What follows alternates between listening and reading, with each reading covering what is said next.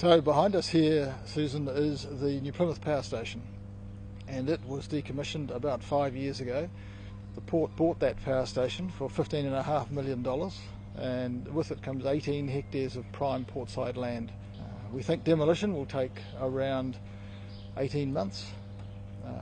There's a whole turbine hall which is 165 metres long and 40 metres wide, 20 stories tall, so it's just a mammoth job.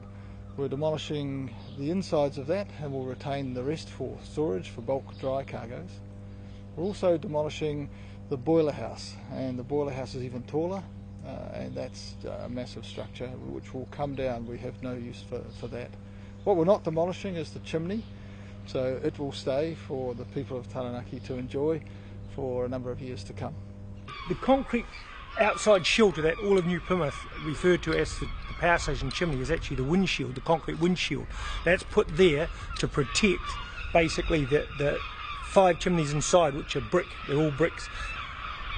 So, and the chimney itself, the concrete was poured in a continuous pour. Yeah, it's quite a marvellous feat of engineering, really, to think that it was self-supporting. The wet concrete underneath dried quick enough to support the boxing or the formwork as it went up. Great icon.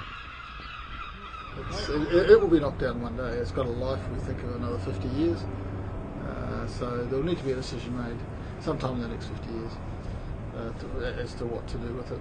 And it may become obvious, but at this stage it's not in the scope of the contract that we've got to demolish the power station buildings. The port has very little flat land beside it.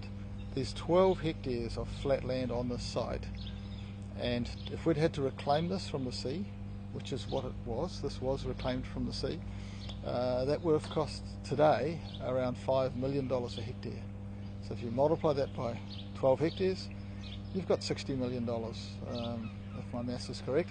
And so we think the purchase price at 15.5 was fair.